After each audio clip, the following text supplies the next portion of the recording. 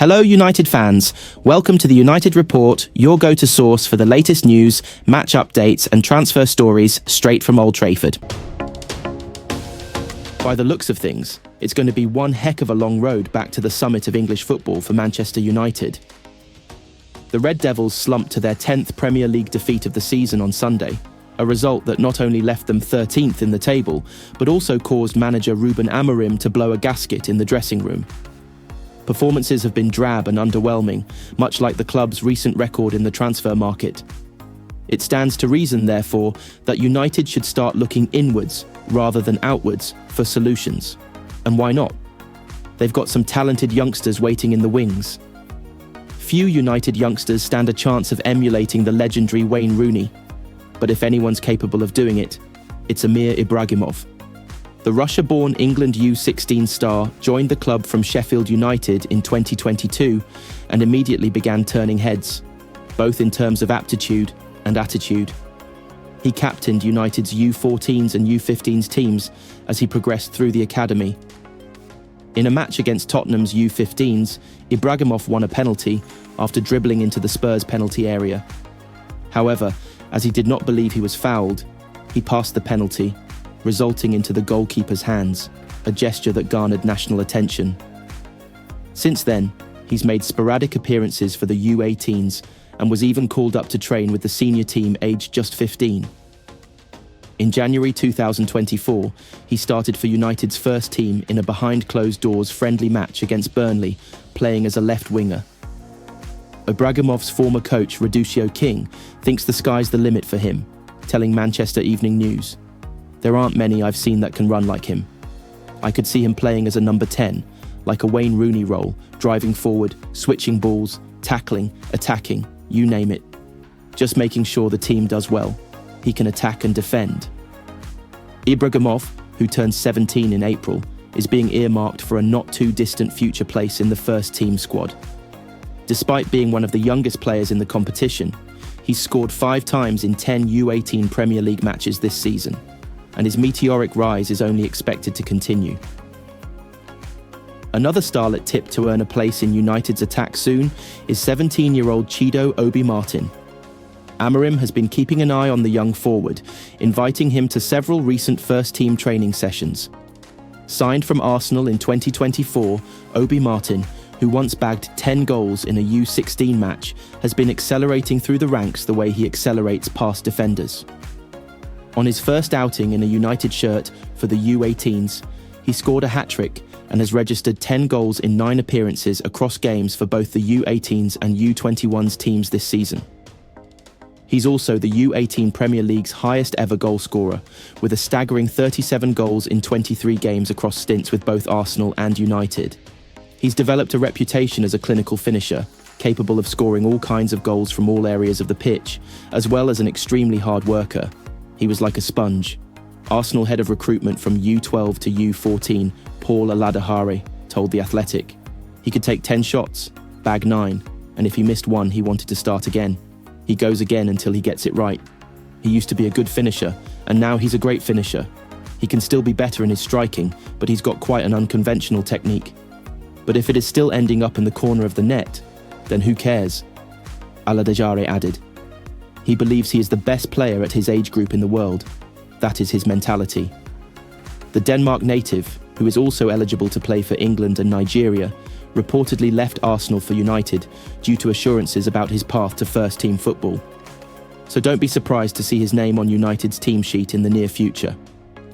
In an attempt to shake things up in the senior squad, Amorim has asked 4 young stars to come and train with the senior players on a regular basis.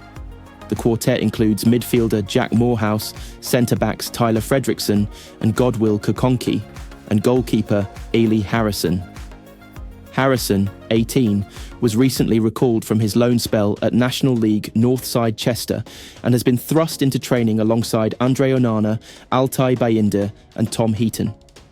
19-year-old Moorhouse, meanwhile, has been impressing with the U21s and was nominated for the Premier League 2 Player of the Month award in December, following a strong run of form, which evidently catching Amorim's eye. Kokonki, 16, is rated supremely highly in the academy and considered United's next big thing at the back. Meanwhile, 19-year-old Fredriksson is captain of the U21s and viewed as one of the academy's most consistent performers. All four have been brought in to keep the senior players on their toes amid suggestions that Amorim is prepared to throw them into action if his first-team regulars continue to underperform.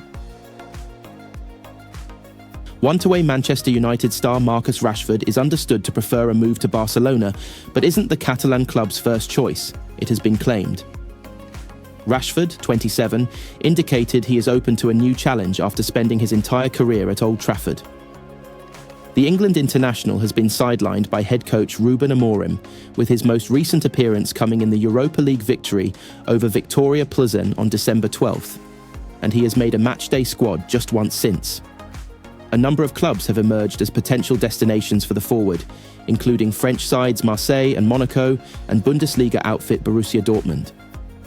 The latter could have former United boss Erik Ten Hag in charge before the transfer window shuts, with manager Nuri Sahin dismissed on Wednesday and the Dutchman tipped to take his place.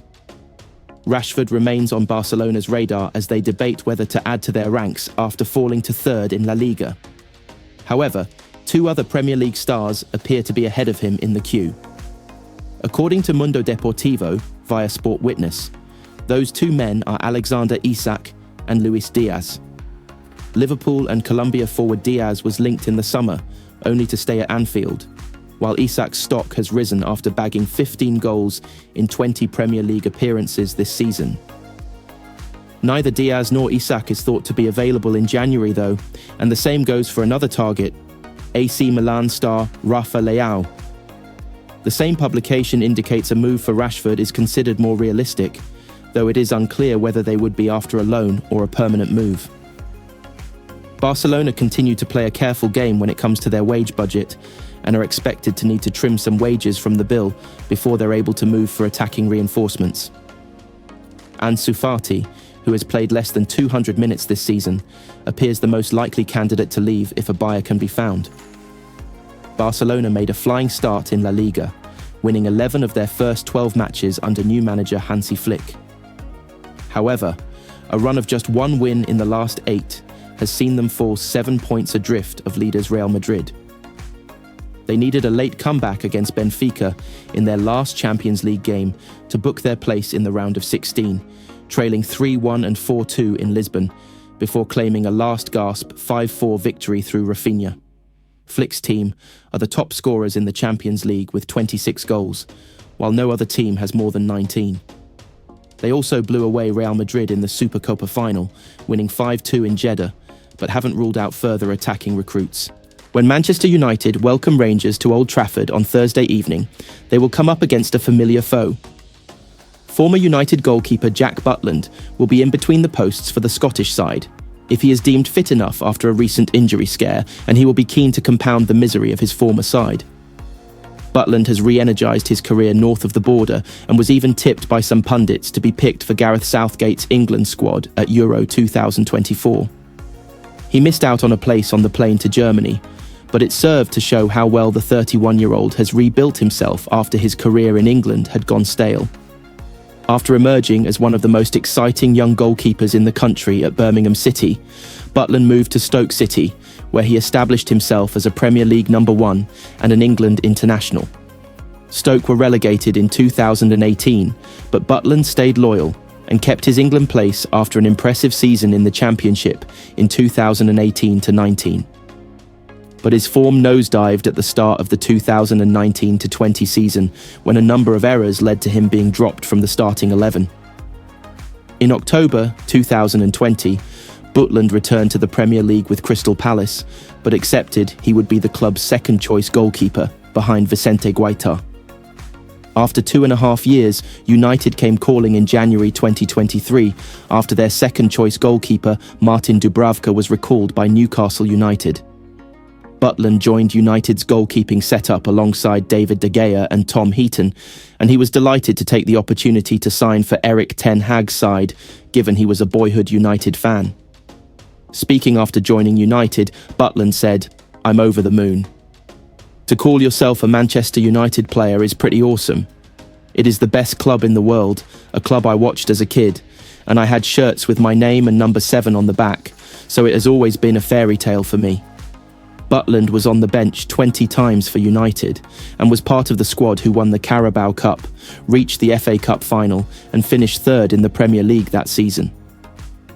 He never made an appearance for United though, and when Ten Hag replaced De Gea with Andre Onana and also signed Turkish international Altay Bayindir that summer, Butland's time at United was over. With his contract at Palace expired, Butland joined Rangers on a free transfer, and after 3 years playing second fiddle, he was back to being number one at a club competing for domestic honours and in European football. It gave him a new lease of life, and his form in Glasgow quickly began to catch the eye back in England. He helped the Gers win the Scottish League Cup in his first season at the club, and Southgate admitted he was back on the England radar. Rangers boss Philippe Clement praised Butland for establishing himself as a leader in the Ibrox dressing room and described him as one of the best goalkeepers he has worked with. "He is a really top-class goalkeeper for me," said Clement. "He almost didn't have a downfall, make a mistake, in all of our 4 months together. He is a top goalkeeper, but also a top personality, because you can be a really good goalkeeper, but not be a leader in the dressing room. If people are talking about being in the England squad, that says enough, because England will be one of the favourites to win Euro 2024. It is the decision of Mr. Southgate. He knows all the other goalkeepers. I don't watch all these games, so I cannot make comparison, but I can say one thing, Jack is totally ready every game. He is proving that." The England recall didn't come, but Butland has continued to be at the heart of Rangers, albeit limited success this season, particularly in Europe. Despite trailing Celtic by 13 points in the Scottish Premiership, Rangers have performed admirably in Europe and head to Old Trafford 1 point behind United in the Europa League. Rangers are currently in 8th place, which would be enough to secure their passage to the last 16 of the competition. They have enjoyed wins over Malmo, Steaua Bucharest, and an eye-catching 4-1 win away at Nice. They have also drawn with Olympiacos and Tottenham, and a win over United would lift them above Ruben Amorim's side and keep them on course to avoid a playoff game to reach the last 16. If they are to do that, Butland will likely play a huge role. Having once been over the moon to sign for United, he is now the man plotting their downfall on Thursday evening.